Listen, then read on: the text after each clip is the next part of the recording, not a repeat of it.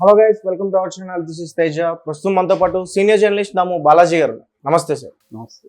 So కవితను arrest చేసిన తర్వాత కవిత ఆరోగ్య పరిస్థితి చాలా దారుణంగా ఉంది. తను హై బీపీతో బాధపడుతున్నట్లు, రాత్రంతా కూడా డాక్టర్ పర్యవేక్షణలో కవిత ఉన్నట్లు కూడా ఒక సమాచారం అయితే బయటకు వచ్చింది. సో అదంతా ఎంతవరకు వాస్తవం? వాస్తవమే. ఎందుకంటే ఆమెకు ఆల్రెడీ బీపీ ఉన్నట్టుగా ఉంది. అది బాగా పెరిగిపోయింది, రాత్రంతా ఇంజెక్షన్లు ఇస్తున్నారు అని నిన్ననే యాక్చువల్గా ఆయన విక్రమ్ చౌదరి, ఆయన కవిత వాళ్ళ అడ్వకేట్ ఆరోపించారు. సో ఏంటంటే సడన్గా ఒక ట్రామా జరిగినప్పుడు అలా ఉండే అవకాశం ఉంది. సో ఆమెకు మా డాక్టర్ల పర్యవేక్షణ కూడా చాలా ఇంపార్టెంట్ అని చెప్తున్నారు. ఆ రకంగా కోర్టు కూడా ఏం ఆదేశించిందంటే ఆమెను విచారించేటప్పుడు ఖచ్చితంగా వీడియో రికార్డింగ్ చేయాలి. తర్వాత ఆమెకు ఇంటి నుంచి ఫుడ్ అలో చేసింది కోర్టు. ఈ 7 రోజులు కూడా, అంటే ఈడీ కస్టడీలో ఉన్న 7 రోజులు కూడా ఇంటి నుంచి ఫుడ్, అంటే వాళ్ళు ఢిల్లీలో కూడా ఆమెకు ఫుడ్ వండి తీసుకెళ్తారనమాట.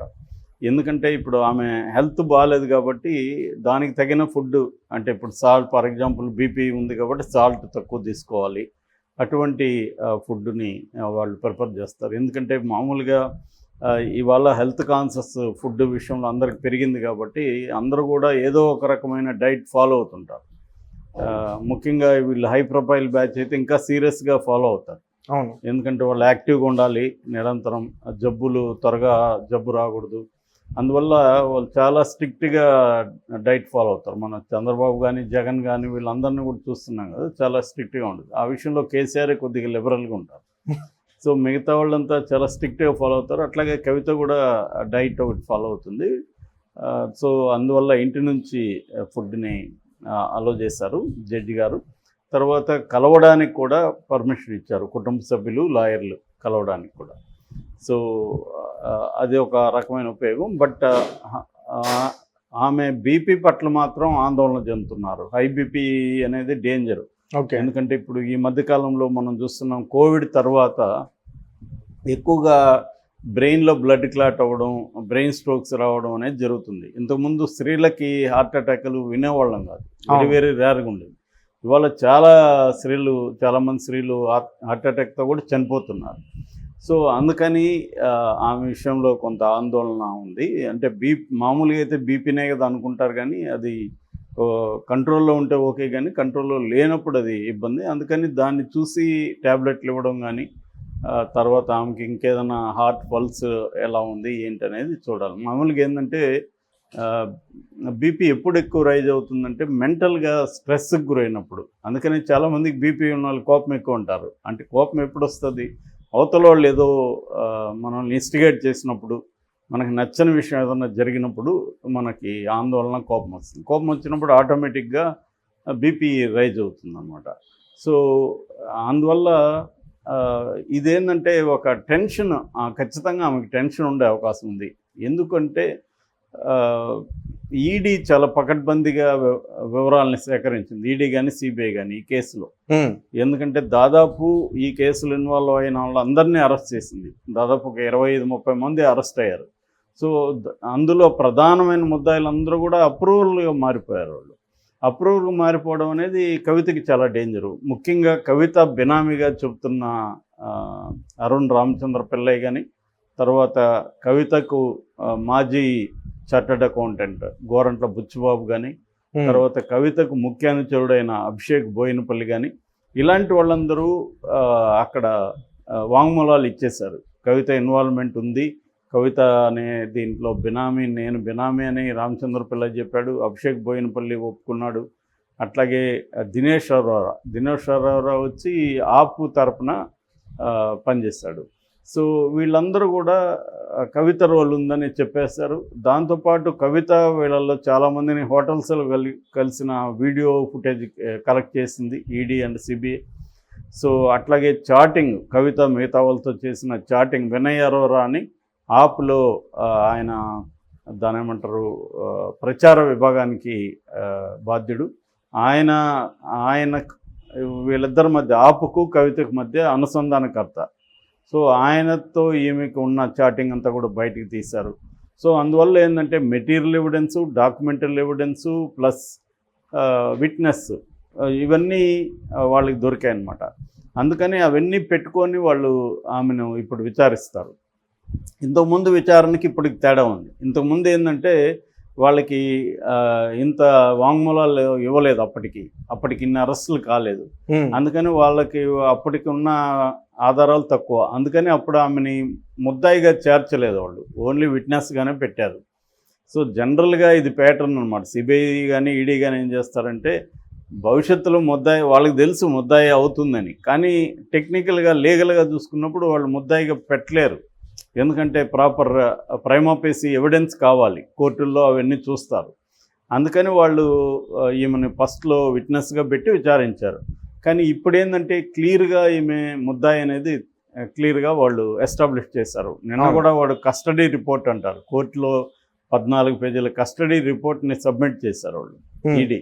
ఆ 14 పేజీల కస్టడీ రిపోర్ట్లో కూడా ఈమె రోల్ని క్లియర్గా వాళ్ళు ఎస్టాబ్లిష్ చేశారు.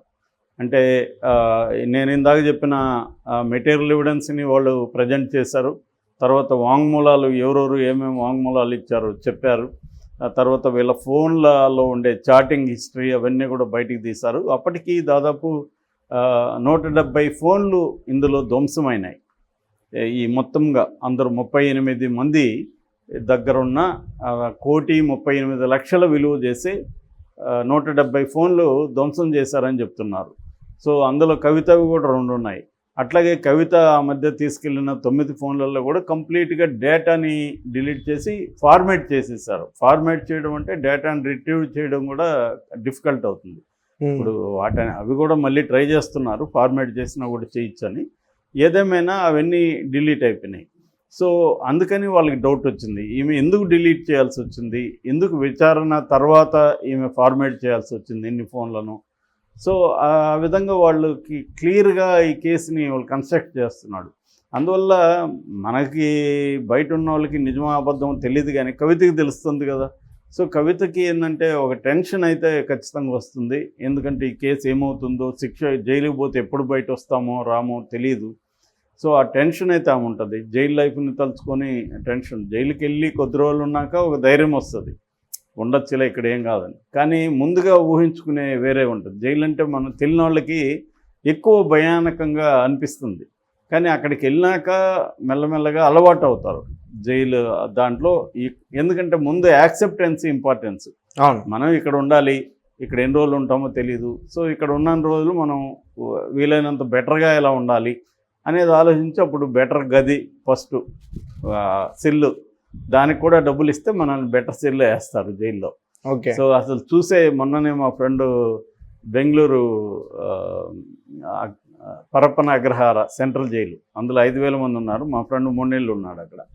అతను చెప్తున్నాడు, అసలు నేను వెళ్ళి గదులు ఏమన్నా చూస్తాను సార్, మంచి గది సెలెక్ట్ చేసుకోవడానికంటే దానికి 500 ఇవ్వాలంట నువ్వు చూడడానికి. మళ్ళీ చూసినాక 2,000 3,000 ఇస్తే నిన్ను ఆ గదిలో వేస్తారు.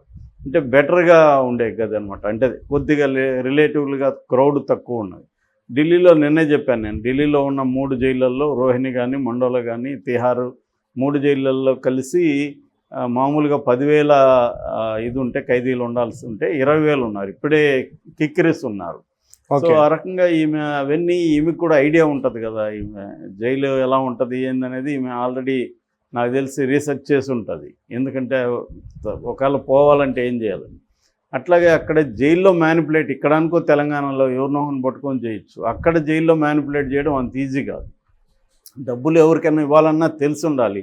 రెండోది ఏంటంటే ఇటు అక్కడ నుంచి కానీ బీజేపీ నుంచి కానీ ఇన్స్ట్రక్షన్స్ వెళ్ళాయనుకో అక్కడ జైలు సూపరింటెండెంట్కి వాళ్ళకి ఆమె విషయంలో మీరు స్ట్రిక్ట్గా ఉన్నాడని వాళ్ళు డబ్బులు తీసుకోవడానికి కూడా భయపడతారు. ఎందుకంటే నిఘా ఉంటుంది. సో ఏదన్నా అయితే మనకి ఇబ్బంది అనేసి. అందువల్ల ఒక్కోసారి ప్రతిపక్ష నాయకులకి ఫెసిలిటీస్ కూడా అంత ఈజీగా డబ్బులు ఇచ్చినా కూడా రావు. ఓకే. మామూలు ఖైదీలు ఇప్పుడు నేను వెళ్ళాను అనుకో, నువ్వు వెళ్ళావు అనుకో, డబ్బులు ఇస్తే మనం ఫెసిలిటీస్ ఇస్తారు. ఈవెన్ సెల్ ఫోను వాడుకోవచ్చు, అన్నీ వాడుకోవచ్చు. ఆ మధ్య కూడా డ్రగ్స్ కేసులో గోవాలో సెల్ ఫోను అక్కడ లోపల నుంచే అతను మొత్తం డ్రగ్స్ని సరఫరా చేస్తున్నాడు అనేది మన వాళ్ళు టీఎస్ న్యాబ్ వాళ్ళు ఫైండ్ అవుట్ చేశారు. అవి చేయొచ్చు జైళ్ళల్లో. డబ్బులు ఇస్తే. ఇక్కడ నాకు తెలిసి అయితే ₹1,00,000 ఇస్తే 1 మంత్ పెట్టుకోవచ్చు ఫోన్. సో ఇవన్నీ ఊహించుకొని, అంటే జైల్లో పరిస్థితులు ఊహించుకొని, రెండోది ఆ టెన్షన్ నుంచి ఆమెకు బీపీ వచ్చే అవకాశం ఉంది. రాత్రంతా నిద్రపోలేదు ఆమె, బుక్కులు చదువుతూ ఉంది అని కూడా వార్తలు వస్తున్నాయి. ఏదేమైనా కొంత కష్టకాలమే ఆమెకి, కొంత ఇబ్బంది. అలవాటు అవ్వడానికి కొద్దిగా టైం పడుతుంది. నాకు తెలిసి ఆమె ఈ 23 మళ్ళీ కోర్టుకు ప్రొడ్యూస్ చేయాలి. ఖచ్చితంగా రిమాండ్ ఇచ్చేస్తుంది కోర్టుకు. అప్పుడైతే ఇంక జైలుకి వెళ్ళాల్సిందే. ఇప్పుడు జైలుతో పోలిస్తే ఇక్కడ కొద్దిగా బెటర్గా ఉంటుంది పరిస్థితులు. ఎందుకంటే సపరేట్ గది, సెక్యూరిటీ, డాక్టర్ల పర్యవేక్షణ, ఇంట్లో నుంచి ఫుడ్, ఇవన్నీ ఉంటాయి. జైల్లో అది కష్టమైపోతుంది. ఇంట్లో నుంచి ఫుడ్ చంద్రబాబుకి ఇచ్చారు కానీ అక్కడ జైల్లో ఇస్తారనేది నాకు డౌటే. Okay sir, thank you so much.